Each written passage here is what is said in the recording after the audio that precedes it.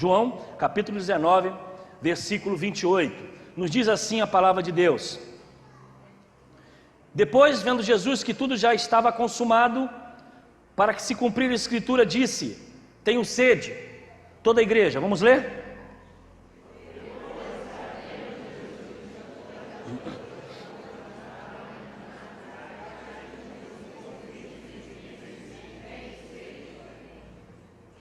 Que o Senhor nos abençoe assim com a sua palavra.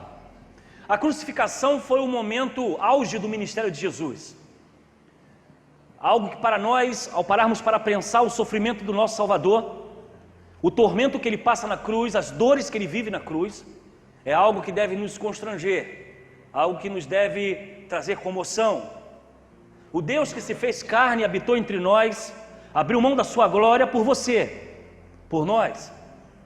A Bíblia diz que Ele amou o mundo de tal maneira que deu o seu único Filho, para que todo aquele que nele crê não pereça, mas tenha vida eterna. E a crucificação de Jesus foi o auge de toda a sua missão. Quando nós paramos para refletir sobre a crucificação, podemos observar que no período antes de horas de ser preso e levado para o local onde seria morto, Jesus vai diante de Deus, seu Pai, chora amargamente no Getsêmani, pedindo: Deus, afaste de mim esse cálice, mas não seja feito conforme a minha vontade, seja feita conforme a sua. Jesus então, com o coração contrito, com a alma turbulenta, angustiada, chora e sofre. Mas como um cordeiro que não abre mão da sua missão, ele vai à cruz.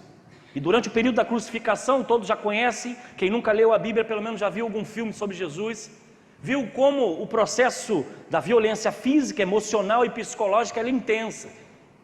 Ele é esbofeteado, ele é chicoteado, os chicotes de Roma, era um chicote violento, o qual quebrava não só os ossos, porque na ponta havia bolas de ferro, tinha também durante o percurso do seu chicote, pedaço de osso, amarrado, preso, porque a intenção não era só bater e quebrar, mas era também arrancar pedaço.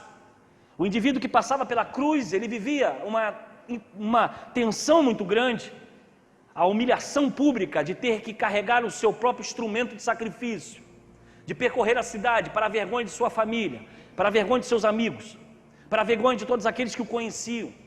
Era ridicularizado, e a Bíblia vai dizer que maldito aquele que se coloca no madeiro. A crucificação não atingiu apenas Jesus Cristo, era um instrumento de tortura de Roma. Outros homens e mulheres antes de Jesus e depois de Jesus ainda viveram a crucificação. Inclusive Jesus é crucificado no meio de 2 ladrões.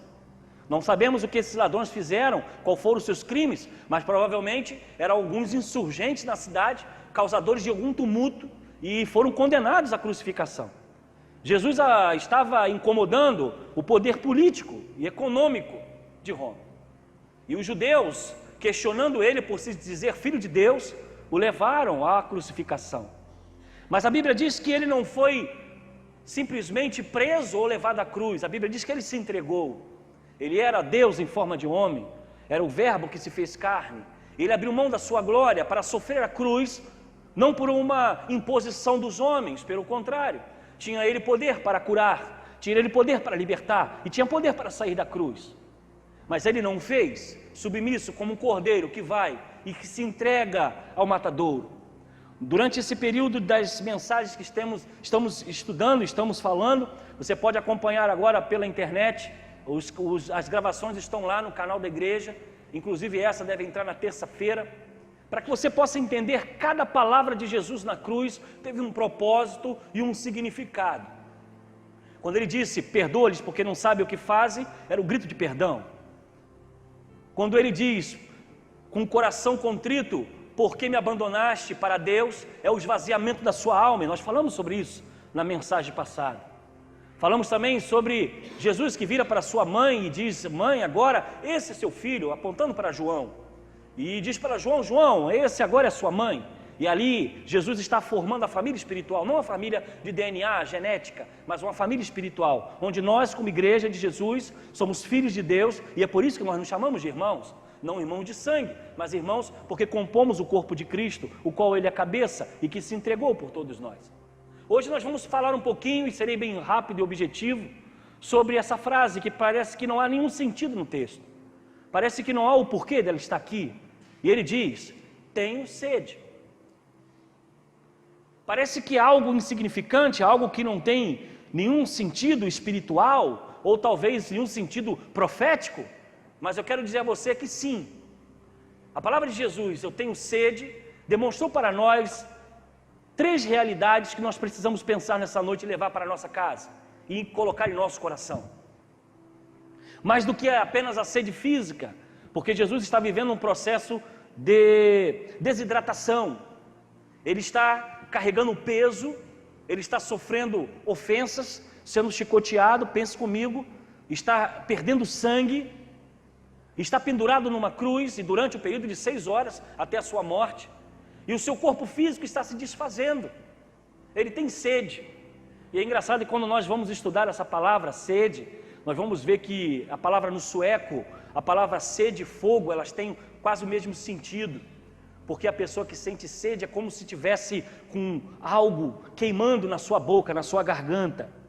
Esse sofrimento ao qual Jesus passa durante 6 horas em que ficou pendurado, sem ter acesso a qualquer líquido, sem ter acesso a qualquer hidratação, porque o ser humano precisa de água no seu corpo. Nós somos formados mais de água do que de algo sólido. E Jesus está agora vivendo esse momento da crucificação. E o que nós paramos para pensar é como o Criador do céu e da terra, o Criador dos oceanos, o Criador do homem, do universo, o onipotente Deus, está preso no madeiro, está tendo sede. O que leva a ele clamar: eu tenho sede? Porque esse Deus todo-poderoso, aquele que fazia milagres, que fez cegos ver, que multiplicou pães e peixes, que andou sobre as águas, que curou leprosos, está agora inerte, está agora limitado, está agora sentindo o que eu e que você sente todos os dias: sede, necessidade de beber água. A cruz, ele se recusa a fazer milagre. Ele poderia simplesmente tirar a sua própria sede, fazendo com que a água pudesse da sua saliva. Ele era Deus de milagres. Ele multiplicou pães, alimentou a multidão. Ele orientou os discípulos na hora da pescaria, onde deveriam jogar a rede. Ele acalmou o mar, uma massa de água com a sua voz. O que seria de Jesus para tirar a sua necessidade de sede? Mas essa frase, eu tenho sede, ela possui infinidade de significado para nós. E ele fala para nós com esse texto. E é agora que nós precisamos pensar sobre o Cristo que nós vivemos, que nós seguimos e que nós trazemos para a nossa vida. Esse Cristo que se limita a parar para simplesmente renunciar à sua glória e agora se colocar no local de homem. Ele tem algo a nos falar nessa noite. E a primeira é a sua humanidade. Por mais que a sociedade a qual vivemos hoje se recusa a acreditar que Jesus era Deus, nós cristãos evangélicos pregamos que ele é sim Deus e ele é também homem. Ele não era um espírito encarnado, ele não era um espírito evoluído, como algumas religiões querem dizer, querem apresentar. Ele não era um espírito que evoluiu e estava entre nós, não. Ele era feito de carne e osso, ele era humano, ele estava sangrando, ele estava preso por pregos, ele estava sentindo dores e agora ele fala com seus próprios lábios, os lábios do Deus que criou o céu e a terra. Ele diz: tenho sede. E quando nós olhamos essa humanidade, algo nos traz a visão de que esse Jesus, ele comeu, ele bebeu, ele sentiu dor, ele ficou cansado ao ponto de descansar no barco, ele simplesmente se inquietou com a injustiça daqueles que estavam cobrando impostos da cidade. Ele era um homem que se deixou sofrer pelas dores do homem. E isso, irmãos, precisa trazer em nosso coração a visão que o nosso Deus não é algo abstrato. O Deus que nós servimos, o Cristo que morreu e que ressuscitou, ele não é uma fantasia, ele não é um super-herói da televisão e nem dos cinemas que se apresentam. Ele era um homem, ele era um Deus que se fez homem e deixou a sua glória para estar entre nós. O concílio de Calcedônia, 451 a.C., depois de Cristo, perdão, ele afirma que ele era verdadeiramente Deus e verdadeiramente homem, com duas naturezas e uma única pessoa. E isso traz para nós o sentimento de vitória sobre a morte, porque Jesus, quando vai à cruz, ele vai com o propósito de tomar o meu lugar e o seu lugar. Ele sobe na cruz porque você estava condenado à morte, porque você estava longe de Deus, porque você estava afastado da glória de Deus. Mas o Deus que se fez homem teve sede. Ele demonstra para nós a substituição, porque o Calvário foi o preço em que eu não podia pagar e você não podia pagar, mas Jesus então, ele assume a sua posição como Deus. Ele assume a sua posição como homem e sente dor. Falamos domingo passado sobre o abandono, o sentimento em que Deus agora vem para a direção do homem na escuridão da perdição. Deus Pai não poderia estar junto do homem, porque o pecado separava, mas Jesus então toma o lugar para estar ali naquele sacrifício, e então Deus se afasta dele, Deus se vira as costas para ele, e ele diz: Pai, por que me abandonaste? E agora Jesus dá o seu quinto brado: eu tenho sede. E esse sentimento de sede revela para nós a consequência da agonia, não só do seu físico, mas também da sua alma. Há muitas pessoas que têm sede, mas sede espiritual. Quando uma criança nasce, a primeira coisa que é feito por algumas mães é botar logo para mamar, porque muitas vezes a criança ou está com fome ou ela está com sede, e ela precisa beber, e a criança é colocada logo no peito de sua mãe para que possa se alimentar. Nós já nascemos com sede, nós já necessitamos de água desde a infância, e precisamos viver, sem ela nada somos. Mas existe uma sede na alma do homem, existe uma sede de que, por mais que as pessoas dizem: eu não acredito em Deus, eu não creio em Deus, eu não creio em Jesus. Na história da humanidade, nenhum povo ou nação primitiva foi encontrada sem crer em alguma coisa.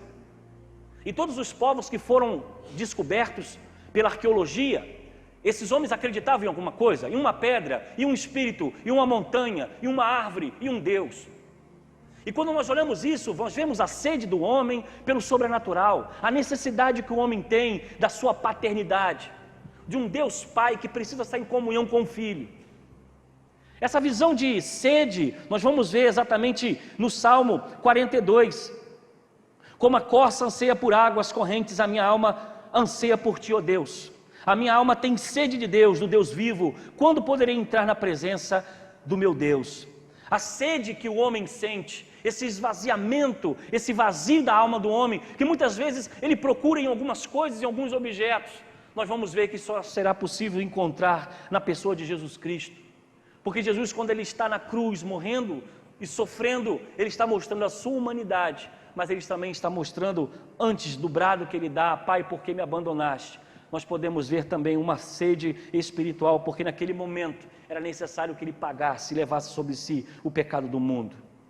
A primeira coisa que nós aprendemos é a sua humanidade, que para nós é o maior prêmio do Evangelho, a maior bandeira que nós podemos nos alegrar, porque se Jesus não vem em carne, não haveria substituição.